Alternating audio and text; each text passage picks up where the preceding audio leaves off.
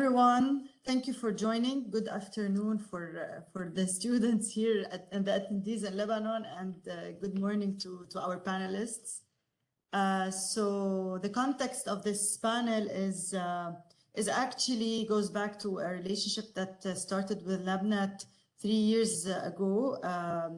And the main purpose of it is, to leverage the expertise of LebNet's members in North America and Canada to support college students in Lebanon through several tracks, one of which used to be the Silicon Valley Channel, which is also something where we used to have, experts discussing something very specific to their field. And in addition to the internships that LebNet was and continues to provide for our students. Now, in this panel specifically, we're going to be discussing the process of graduate school applications, covering issues such as how to start the search, apply, and look for funding and scholarships. So, we're gonna start, with giving some time for each of the panelists to tell us a bit about themselves. And as you know, the students were required to or asked to submit some of their questions. So what we did is we grouped them into themes and into like a list of questions that we're going to address. And then we're going to leave some time for Q&A just in case there was any question that was not addressed. So I think I'm going to start with you. So we know you're a PhD candidate in electrical engineering at Stanford. You also founded All Girls Code and many other things that I'm gonna leave you to talk about. So go ahead. Of course, thank you, Nadine. Good morning, everyone. It's 8 a.m. where I am in California. My name is Aya. I'm a third-year PhD candidate at Stanford in electrical engineering, but my research is at the intersection of education, accessibility, and hardware electronics, so it's very interdisciplinary. I also founded this initiative at AUB, and it's still running 5 years later, called All Girls Code, and we've worked with 700 girls so far, so that's really exciting. I'm also running a fellowship program next year with LebNet, focusing on future women technologists from Lebanon. So that's also an interesting opportunity. And I'm very happy to be here. I'm hoping I can cover a bit more on scholarships because I'm also on a scholarship at Stanford. So looking forward to that. Okay, thank you, Aya. Next, I'm going to, we're going to go, alphabetically. We're going to go with Elia. So you're a senior consultant at Blue Star Bioadvisors, and you also have received your PhD, so you have experience in the graduate school applications process as well. So I'm going to leave it to you to also, introduce yourself a bit more. Hello, everyone. My name is Elia Farah, and as Nadine mentioned, I'm a senior consultant with Blue Star Bioadvisors. We mainly consult biotech and pharma clients, so my background is not engineering. It's slightly different. So prior to that, I've been with Blue Star for a year and a half now, and prior to that, I got my PhD from Purdue University in biochemistry. So, most of my research was focused on cancer. So I did a lot of prostate cancer research. 5 years before I graduated from Purdue, I was in Lebanon, and I was probably in everyone's shoes here today. So I had received my master's from Lebanon, which was also research-based. And I decided to come to Purdue University, and hopefully today I'll be able to share some of those experiences with you guys and help you with your path towards grad school, maybe in the US or in Canada as well. Thank you. Next, I'm going to move to Leah, who's a senior technical consultant at IBM. Leah, the floor is yours. Hi, everyone. My name is Hage. I graduated at École Polytechnique as a software engineer in 2019. I'm in the process of looking for a graduate program. So I decided to go into the workforce before. So I've been working at IBM as a senior consultant in the Edge AI practice, where I worked on a lot of different projects throughout the last 3 years, in a lot of focus in NLP and visual recognition. And I'm here to hopefully help you out and answer a few questions. Thank you. And last but not least, we're gonna go to Stephanie, who actually graduated in civil engineering from AUB and then studied in Ohio State University. So go ahead, Stephanie. Hey everyone, I'm Stephanie Ferzli. Yeah, like Nadine mentioned, I graduated from AUB in 2019, so 3 years ago, not a long time ago. And then I came to do my master's in transportation engineering at the Ohio State University. Graduated last year, and then I joined HDR as a transportation freight planner and analyst. It's been a year and a half, and yeah, I look forward to share with you my very recent process to join graduate school. So. Okay, thank you. So, you know, I really think it's very interesting and great that you guys are, you know, everything is fresh for you because it wasn't that long ago that you went through all of this process. So I think this will be really helpful for the students. I'm going to move on to the questions that were submitted by the students, and that we try to group them in a way to cover all bases.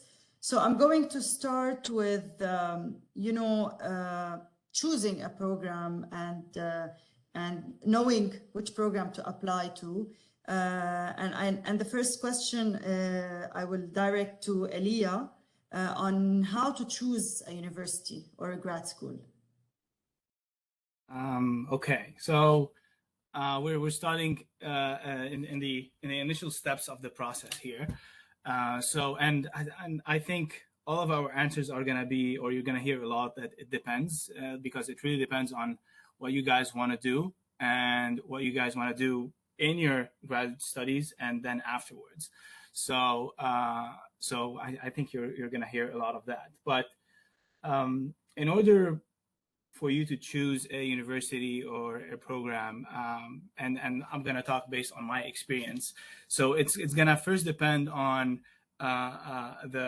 and since I was in a research program, it's gonna first depend on what type of research I'm interested in. So you will start building a list of some of the things that you want your program or university to meet.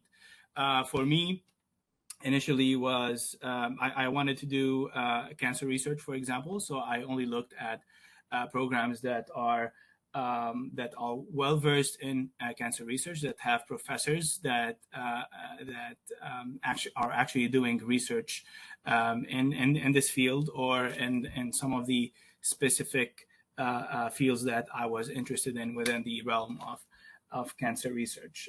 So I think this is the first step for you to start looking, and then you will start narrowing down the list of universities and programs from there. And I noticed that there's a lot of questions about funding and scholarships. So I think that would be the second thing you would look at if you're looking for a program. If you want to, usually in the US, I would say most PhD programs are going to be funded either by a department or by the professor that you're going to be working with. So you don't have to worry a lot about funding. And I'm talking mainly about like, it's going to be bigger schools that are going to be well funded in those specific programs. But if you're looking more for a professional master's, and I don't know, maybe Stephanie can talk a little bit about that later, a professional master's or even research master's, then the funding situation is going to be different. Then I would look at a different set of universities there.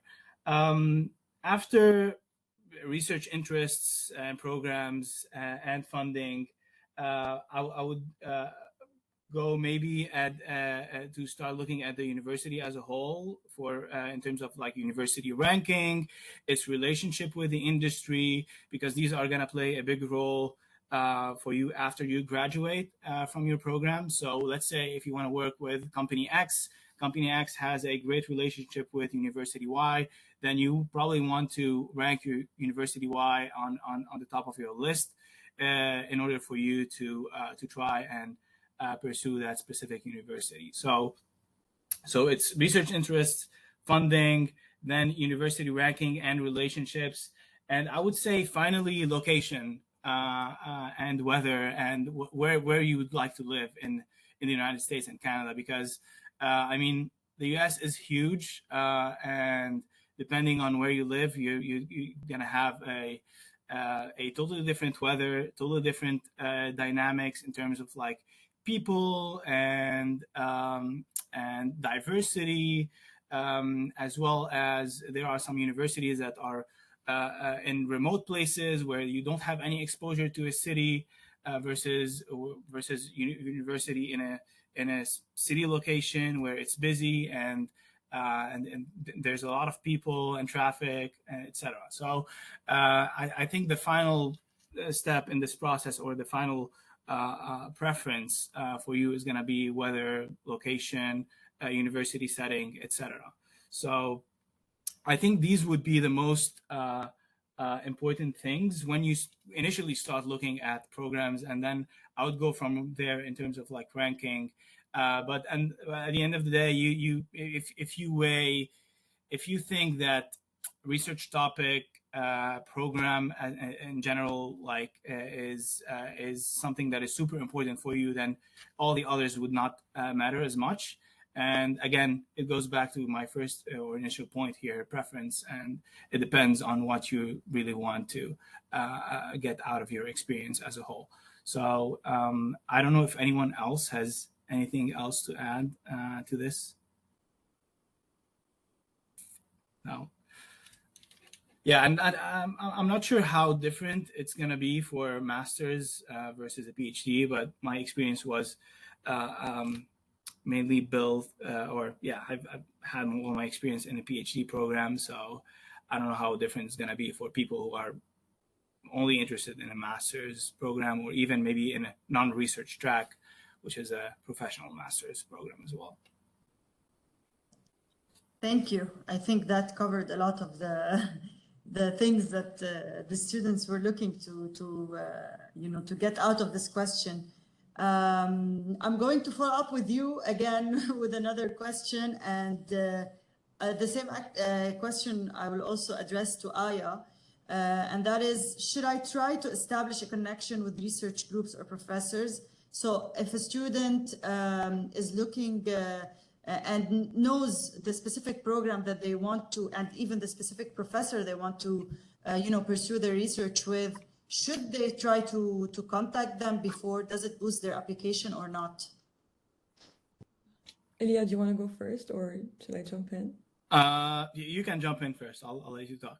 Awesome. And I think it also depends on what Elia said. It depends on where you're applying to this time. So I think I can put in from my experience, I had 3 different experiences. I applied to Cornell, and their website specifically says do not attempt to email professors, because the department admits students as a whole department, and then you get to rotate, and then you get to explore different opportunities with different professors. So after I got accepted, I got emails from professors asking to meet and explore potential opportunities. With Carnegie Mellon, I reached out to professors separately. One of the professors responded, we had a meeting, and I got admitted to the university based on this lab. So there, I think reaching out prior helped. And then with Stanford, there was nothing about reaching out or not. So I did send emails. None of the professors responded, but I also listed them in my statement of purpose. So when we got to the interviews round, those same professors reached out to me. So different universities kind of follow different protocols. You will want to check with the department if you're a bit worried. You might also want to reach out to the graduate students of those particular groups you're interested in, because they might give you insiders info on how stuff fronts. In general, it never hurts to reach out, but also definitely don't spam professors. So there's a balance. And I'm wondering what what do you think of this? I was gonna say the exact same thing, that it never hurts to reach out once, and then you take it from there.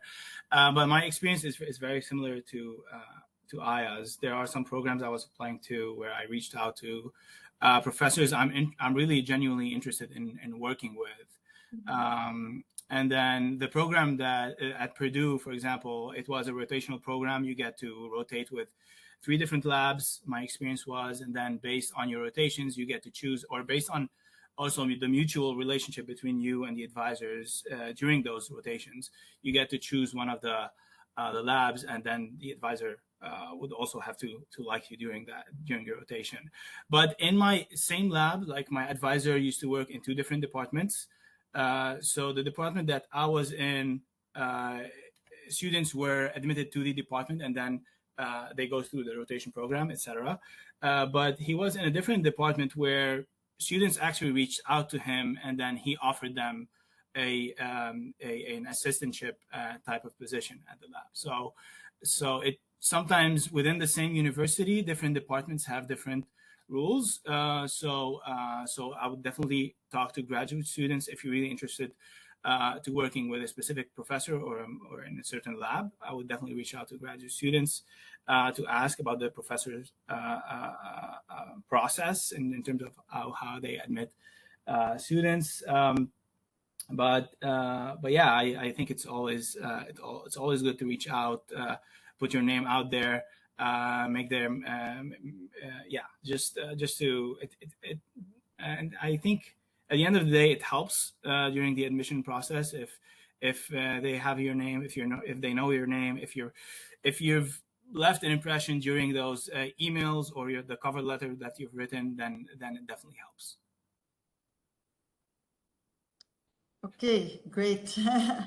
So yeah, I think, the main output out of this is for students, not to be too shy to reach out. Of course, don't be too pushy because, as Aya said, don't spam the professors, but also you can be, a bit forward and contact them. And especially, I really like the idea, the advice related to contacting the graduate students who work with the professors.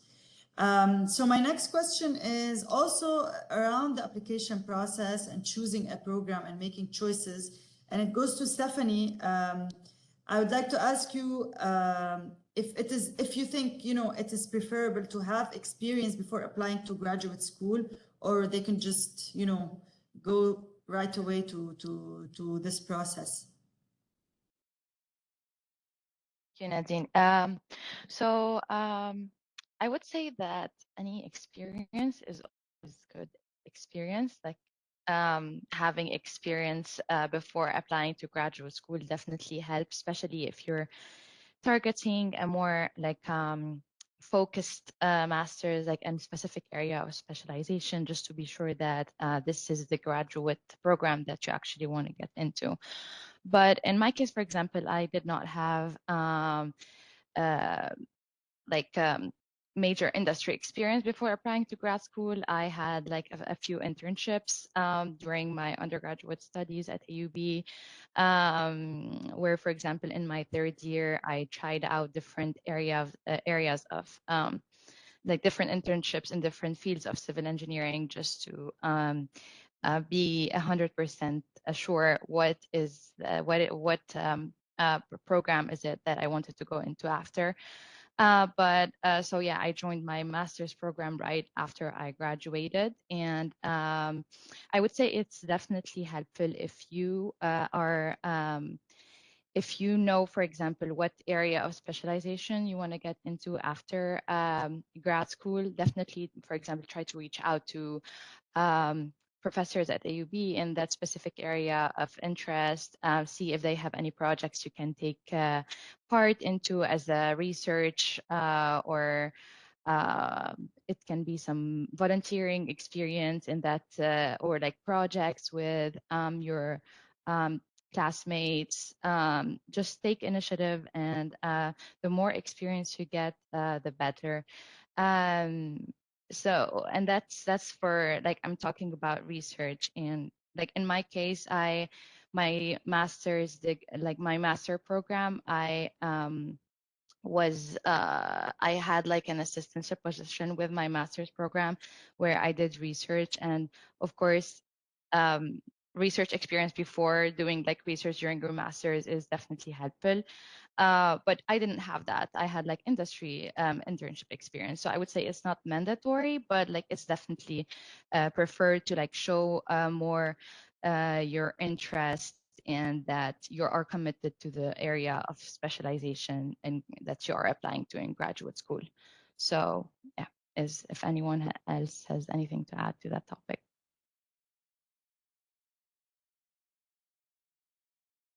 Okay,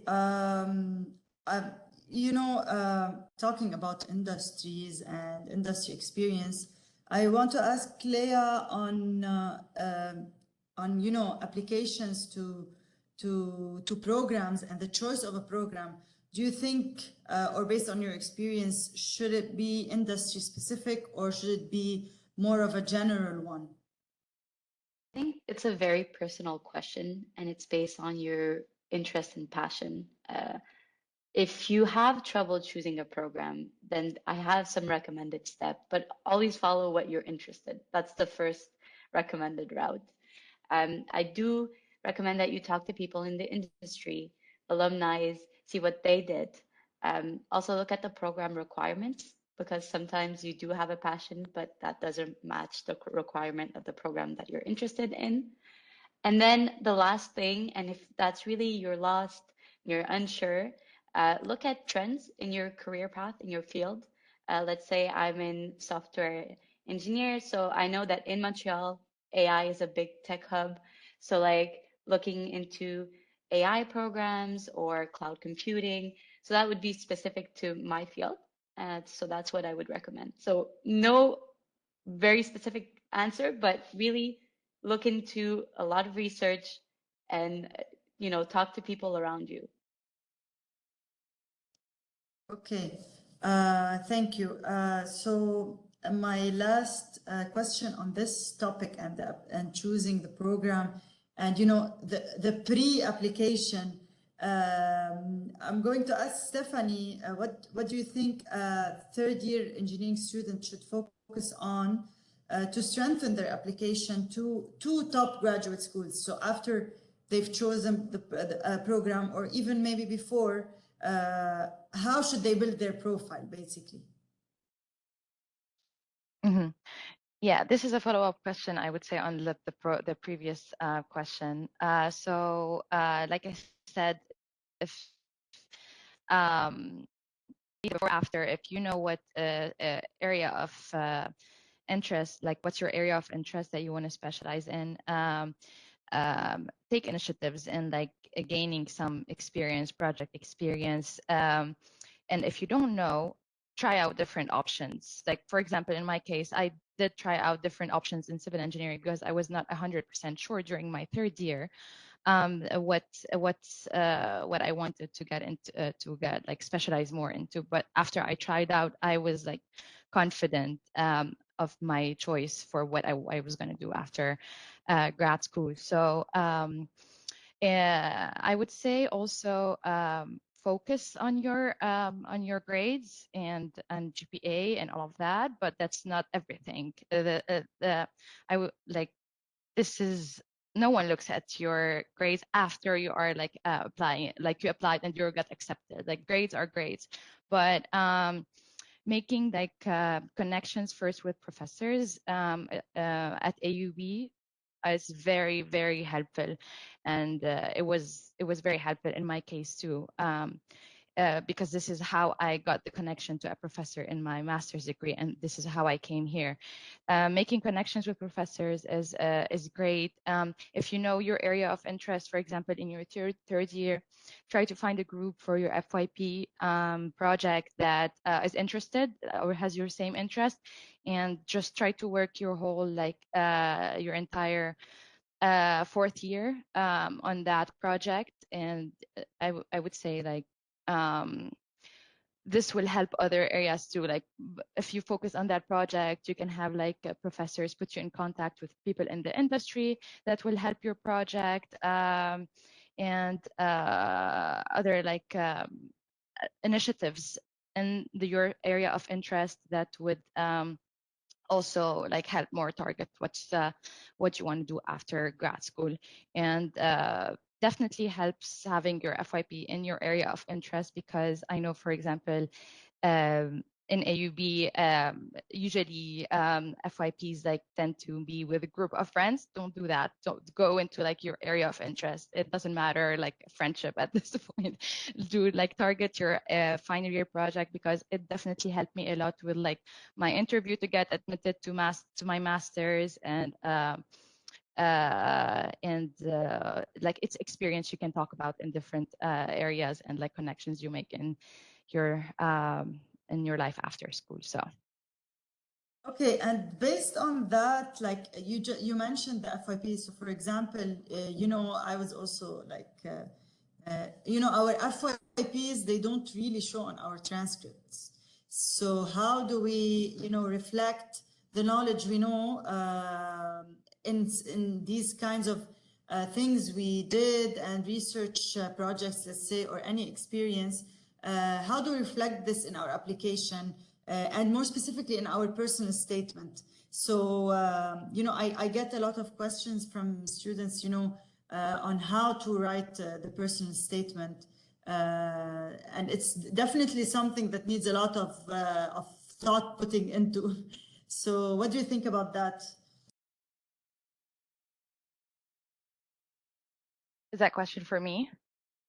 Yeah, or anyone Okay. anyone else who'd like to contribute. Okay, I can start with a few sentences, and then anyone can contribute. So I would say make your personal statement personal. Like that's an important word in the personal statement. Try to show why you are passionate about that specific interest, and try to give like arguments from past experiences. Try to be emotional, but like not too emotional, but it still has to be like, to be personable, you have to be a bit emotional, I would say. So also like Aya mentioned also in your personal statement, mention professors you've reached out to if they are part of the graduate program you're applying to. Mention internship experience, mention any extracurricular stuff. Maybe let's say you attend weekly forums where they discuss up-to-date topics in your industry. You've attended like talks, or you've done some projects, or all of that. Like anything that can be used as an argument to push professors, or like capture their attention, would be of great help. So yeah, anyone else wants to add to it? I would say a good way to structure your personal statement is to talk about you want to be able to tell your story, right? In a chronological order, talking about the past and how the past led you to where you are today. What do you want to do today? And also touch upon the future a little bit, because this is going to be important also going into some of these programs, especially if you want to do research. Then I think there is some way to put into the student's future and trying to help you get to your future goals. Especially if you're applying to more of an academic setting, research setting, they want to know that you want to stay within the research realm and maybe teach in the future. So I would say talking about past, present, future, focusing about your experiences in the past, and then how these will translate into getting you to your goals in the future is also something that's important in that document, I would say.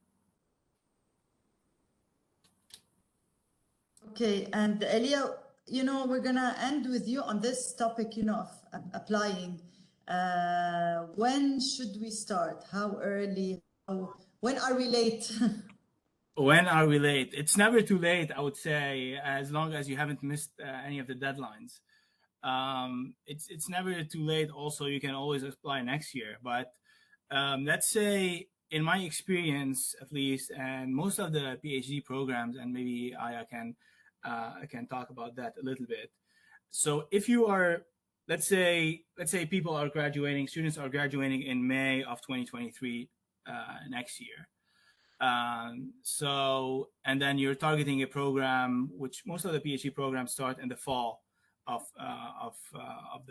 the year, so fall of 2023. So I would say I would start preparing myself mentally and just getting all the required materials a year before I graduate. So May of 2022 is when I would really start doing my research, looking for the universities, the program, reaching out, knowing what are the requirements that are going to be needed for me to apply, because you want to be able to gather all this information. You want to be able, I mean, we're talking about a lot of things here, but you want to be able to reach out to people, get the responses, make sure you maybe have a conversation, get to know the different research programs. So these things take a lot of time.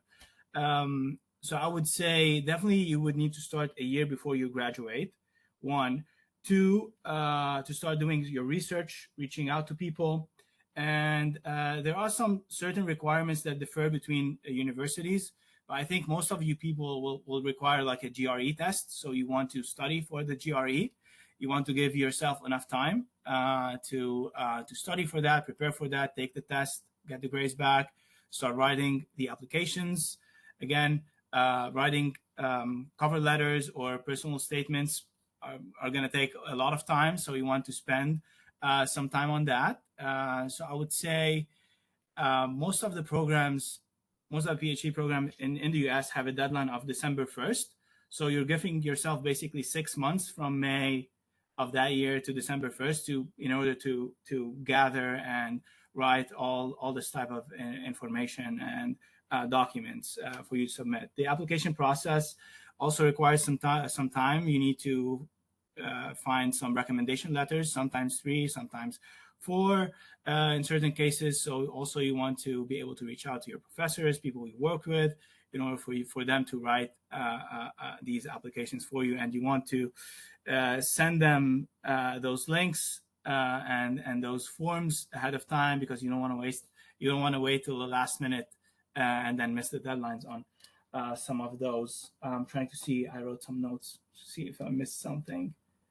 I think that's it. You need like 6 months to do research, have everything in order, and then apply at least before December 1st. So in my case, I don't know what the process is for master's program, because I know some programs would start in spring, some in fall. So I'm pretty sure the process is different there. And I'm not sure whether anyone has any experience with that.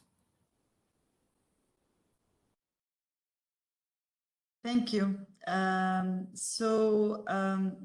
Now we're gonna move into a main topic, like the elephant in the room, scholarships, because this has always been, of course, something that the students want to get scholarships. And as you mentioned before, in the case of PhD programs, they are always funded, but this is also kind of goes in parallel with the idea and the notion of scholarships. And now it's even more important for Lebanese students specifically, or students from the region going to the US or Canada, to be able to afford with all, the depreciation that we're facing. So basically the main question is, as international students, how can we look for scholarships? Are there specific websites or resources we can use? And also I had a question specific on Stanford. I think I'm going to address this to Aya at the beginning, and also to Stephanie. As international students, where can we find scholarships, basically? And also a specific question regarding Stanford. Yeah, okay, maybe I can start and Stephanie, you can chime in whenever you want. I think in terms of looking for scholarships, something that I noticed at AUB, and I think this is an attitude maybe we can try to shift, is that we need to be more proactive in terms of searching, and we shouldn't be expecting to receive all the opportunities while just like sitting around. So I think in terms of finding scholarships, the easiest way is the AUB's Office of International Programs has like a list of scholarships around the world that students can apply for from AUB, whether it's for undergrad or graduate studies. So I definitely like look at that. It also differs based on schools, and it's important to make the distinction between full scholarships where you just get funding, tuition, living stipend, and you're not really expected to do any work, and a funding package, which is usually what happens with a PhD, where you're funded by your department or your professor, but at the same time, you're expected to be a teacher's assistant or a research assistant. So there are different models to fund your education abroad, and especially in the States. There are also a few scholarships that are specific to Lebanese students. So there's at least Life Lebanon, which funds education abroad. There are smaller amounts of scholarships, like LebNet offers a scholarship as well. So it also depends on what you're looking for. And then you can always reach out to every school you're interested in, to the department you want to get admitted to, and they can connect you to either their Office of Scholarships or their Office of Financial Aid if you qualify for that. So maybe this is how I would start looking for scholarships. I'm wondering, Stephanie, if you have a different approach. Um, you said it almost all. Thanks, Aya. I wanted just to share. I had recently a conversation with someone who used to work in a university department, and they were like aware of scholarships. And what she shared applied to undergraduate studies, but I'm sure also to a certain extent it also applies to graduate studies. That 70% of like scholarships available to undergraduate students in the US are not claimed. Mhm. And this like is a follow-up on what Aya was saying, because I think a lot of people don't know they can do that or that's available. Not all the scholarships are available online. A lot of like departments have scholarships available for students and more specifically international students if you reach out to them. And I think that's a very important point, because like from discussions in the past few years, I realized I didn't know that, and I realized a lot of people also didn't know that. So and like Aya said, I think the differentiation between like full scholarship and assistantship is very important. In my case, it was like an assistantship. So I was required to work a specific number of hours in research per week. And I was like fully funded, like my tuition was paid and I got a stipend. And I would say it is more common with PhD students than master's students. And actually, in my case, when I first applied to the program, and it was through a connection of through a professor at AUB, she went to she did her PhD with a professor at the Ohio State University too. And when she knew I was interested in that, she connected us because she knew they had some available positions. So I initially applied to do a PhD, and then and it was like there was assistantship and all of that. And at the last minute, I changed my mind. I didn't want to do a PhD for other reasons, but I wanted to do a master's degree. And the assistantship was still available for me at the master's degree because I communicated that with the professor that was offering that. So yeah, I would say like communicate more, connect, connect with professors at AUB, and see whatever connections they have available. A lot of professors have like funding sources that you don't know of, and departments too as well. So yeah. And just to follow up on something Stephanie said, because I think her emphasis on communication is so important. You can even start reaching out earlier on when you're still like applying. So the Lebanese students group at MIT lobbied to waive application fees for Lebanese students because of the economic crisis in Lebanon. So even if you need help with applying and waiving application fees, you can even get that. So reaching out is very important because you will be able to get help along the way, not just when you get in. Okay, you know, on the same topic of scholarships, regarding, you know, the profile that we need to have. So what does a student, which profile do they need to build to get a scholarship? And on that note, is a high GPA a prerequisite? Like, is it a must for a scholarship or not? Yeah, I can take that, and then anyone please feel free to jump in. So again, like most of our answers today, I think it depends on the scholarship you're applying for. I can pull in from my experience. I'm a Knight Hennessy Scholar at Stanford, and it's the largest endowed scholarship in the world. And I think it's the only large-scale scholarship offered at Stanford in the first place. So I think the requirements for that one were mixed. They were obviously looking for someone with a rigorous or proven high academic potential, but at the same time, someone who has had extensive leadership experience, someone who had specific character traits like humility, curiosity, and so on.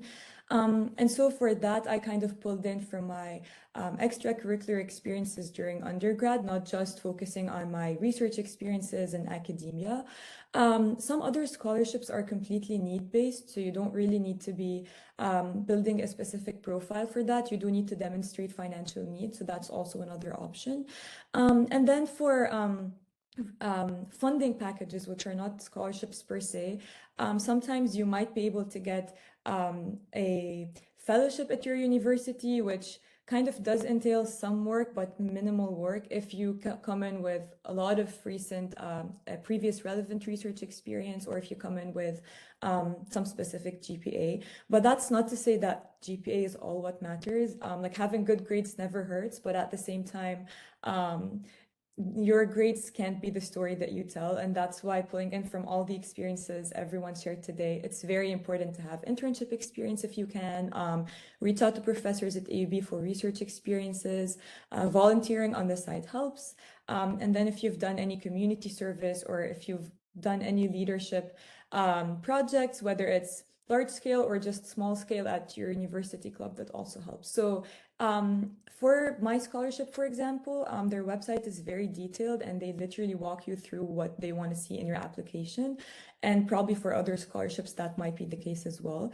And my last comment on this would be reaching out to previous people who got the scholarships you're interested in, because they already went through the application process, interviews, they're there now, so they might have more insight than what you can read like on web pages and stuff.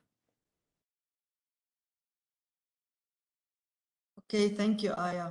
And I have just one final question regarding scholarships. So if a student is on a scholarship, I mean, what are the duties that are expected of them? So I know, like, we know that there are, they could be, you know, like doing research work or doing teaching work.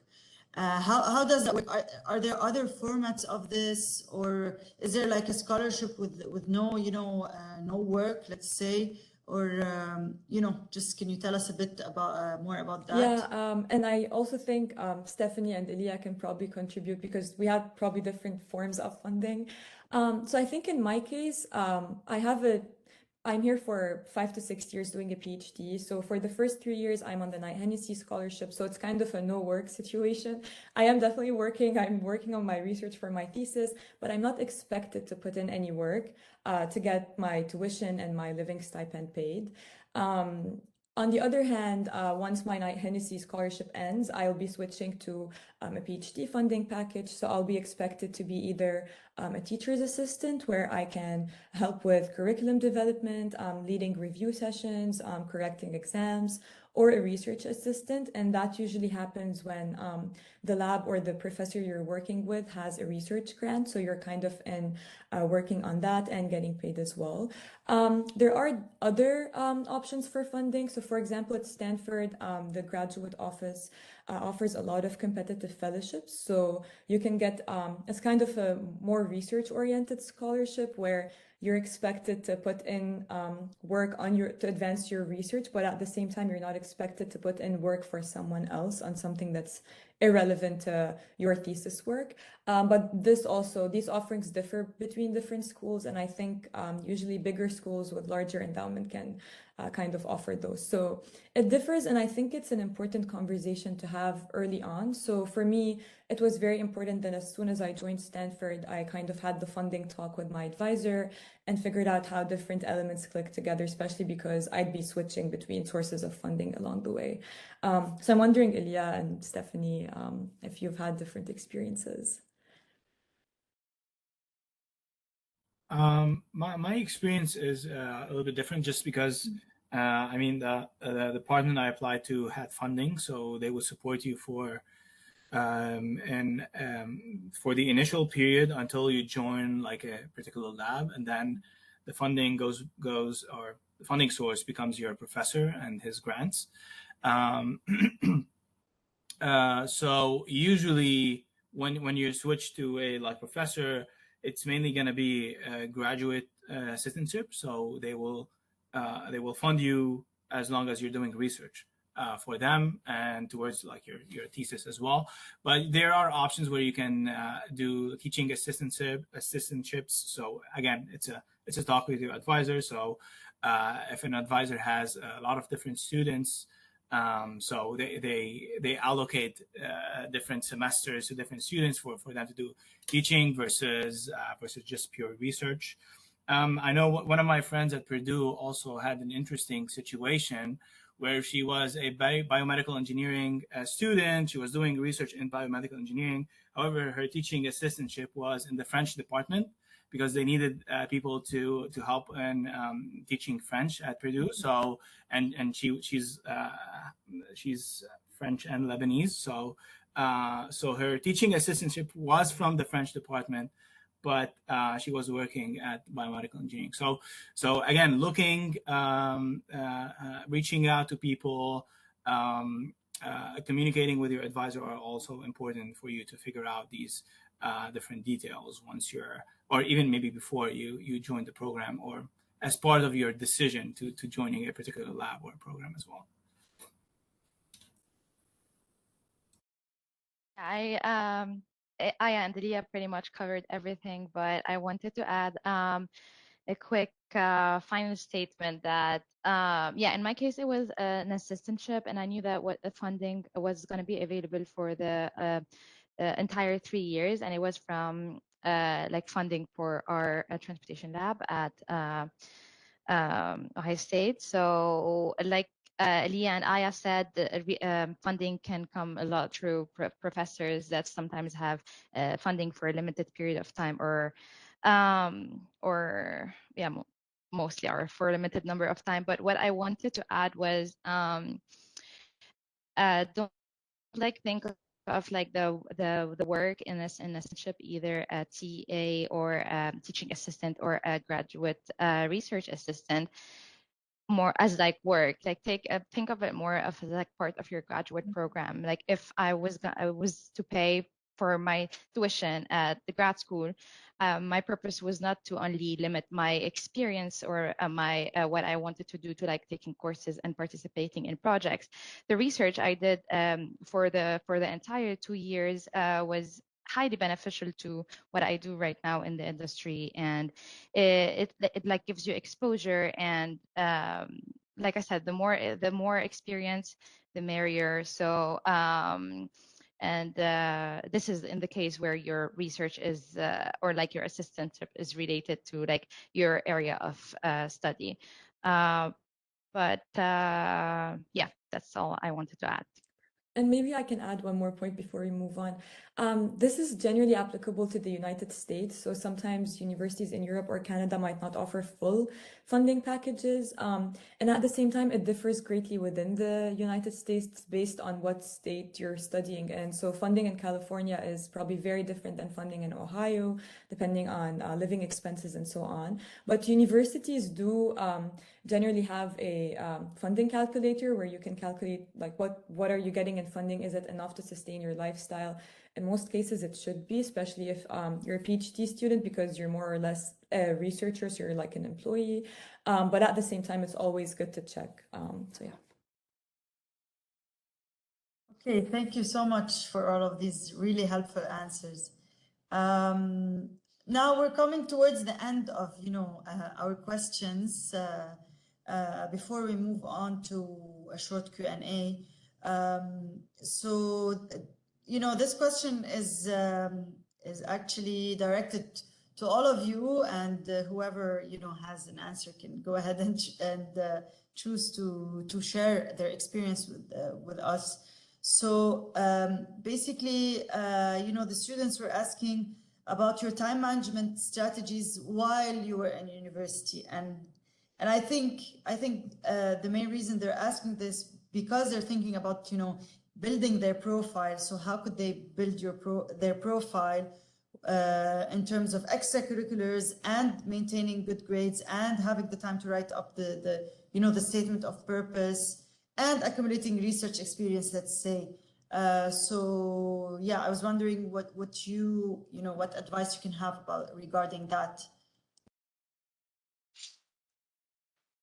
I can go first, and if you guys want to add on. I think the two words that come to mind are balance and organization. These are things that you need to learn how to do. I was part of the student union when I was in university. I thought it would bring me, good skills and connections. I did know that it requires X amount of hours per week, so I would consider that. I also had other activities that would interest me, but I would consider, sacrificing some for others, with always being the priority of completing my university works. But like we've heard it said many times, it is important to not only focus on university work because you gain so much more experience, in my opinion, from all these other, clubs and events. And those are things that are going to kind of put you out there and put your experience kind of unique comparing to others. So these are the two words, balance and organization. Anybody else wants to add something? No? I guess that was good. I think that covered the whole. But I definitely agree on that. And also another question, what career or life advice? I don't know about life advice if anybody can give life advice to anybody, but if you have any advice for younger students or maybe your younger self. I can go first here. I think my first and ultimate thing is know what you want, and this is super important. I think you don't want to get yourself into and this is why we're emphasizing a lot on doing your research, talking to people, making sure you understand what everything entails, because you don't want to get yourself across the globe, first of all, to the United States. Second, you don't want to get yourself into a 5-year, for example, PhD program and be miserable after year one, right? So I would say just do all your due diligence. Make sure you talk to as many people as you can. Know the advantages and disadvantages of the thing that you're getting yourself into before you do anything. I know Lebanese people in general tend to want to get to their higher education, tend to want to be motivated, driven, etc. But sometimes the thing that you want to do after 5 years may not require any of those. So you would have such an easier path and just a better mental, you would be in a better mental situation by avoiding all these things that you're going to go through in grad school. And I'm not trying to scare anyone here. I just want to make sure that you're aware of that before you get yourself into these situations, right? So I think this is my number one and only advice, if I have to give any life advice to anyone. So I don't know if anyone has anything else to add. I would add one thing. It's for sure going to be hard. Even if you don't decide, you're going to come through hardship, and sometimes maybe the unexpected road is the right road to be on. But as long as you have a goal in mind, like Elia said, you just continue focusing on that goal, and everything that's going to be hard, it's going to be for a reason. So yes, keep your hopes up. I think I completely agree with Leah and Elia. I would also suggest that please be proactive and reach out to find the right opportunities, because again, we can't expect that everything's going to come to us. And I would also suggest that you pay it forward. I think for me, I had no clue. I mean, no one in my family studied abroad or went to grad school. So no one told me that you can be fully funded if you decide to go for a PhD, which is also a significant decision, as Elia mentioned. So it's important to not gatekeep any knowledge that you get and share it with whoever you can, because I think now more than ever, we do need help with this stuff as a community in Lebanon as well. Yeah, Aya, Elia, and Leah, all of you said was great. I completely agree. And I just want to add something. As like AUB students, I think one thing that you underestimate while you're doing your undergraduate degree at AUB is how many AUB alumni you're going to meet when you get out of AUB. Everywhere I go, I meet someone who was at AUB either before or after. And it's just such an exhaustive network around the world. So the friends you're making now, and this is like career advice I would give myself to my younger self.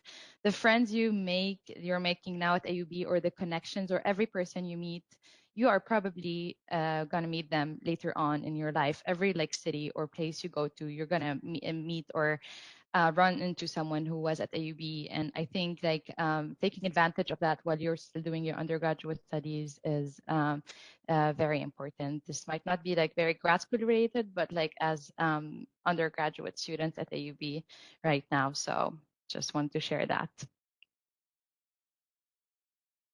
Okay, great advice from everyone. We've come, to the end of the panel. I just want to, give a few minutes for the students in case there are any questions that were not covered and they would like to ask. They can just, maybe go ahead and raise their hand, unmute themselves and ask their question, or type it in the Q&A. So I'm just going to wait for if any question comes up.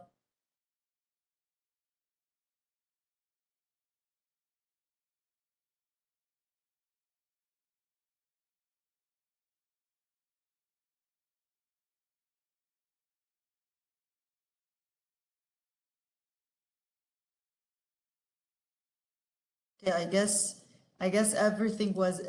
We have done so well in covering everything. Good sign. That's a great sign indeed. Yeah, I guess we can safely say that we've covered many aspects of the process, and it's really great and nice of you all to join us on this panel and share your experience, because sometimes this is what students need, someone who's a bit recent, let's say, in the process, to share what they went through, especially now that many things are changing. But I would really encourage the students, on a final note, to read the websites of the scholarships, the programs they are applying to, because many things are out there on the internet, and anything that is missing, they can not hesitate to reach out to any connection they have, or the graduates who would be working on that program or that group, or who have graduated from let's say this university. So I guess we reached the end of our. Can I add one more thing, Nadine, before we? Yes, sure. Leave? Go ahead. If you don't have a LinkedIn profile, I would really suggest that you guys create one. I think it's super helpful to start building your network as soon as you're trying to graduate, it's a great tool in order for you to explore the world and just reach out to people and connect with people that are in the industries or at the universities that you're interested in applying to. So I think it's such an easy tool that you Exactly. can keep on leveraging, right? Yeah, especially that LinkedIn. I mean, it's a great vehicle because you can just go to a certain, let's say, program or university or professor and look into their connections. So you can kind of apply the stalking skills you use on Facebook to the career realm. And you will see So, that yeah. people will also stalk you and you will Yeah. get messages too. So it goes both ways. Yeah, definitely. Thank you for this great final note, Elia. So thank you all. It was really nice seeing you all, and thank you for giving time of your morning as well. Okay. Thank you, everyone. Thank you so much. Thank you all. Thank you, Nadine. Bye. Bye.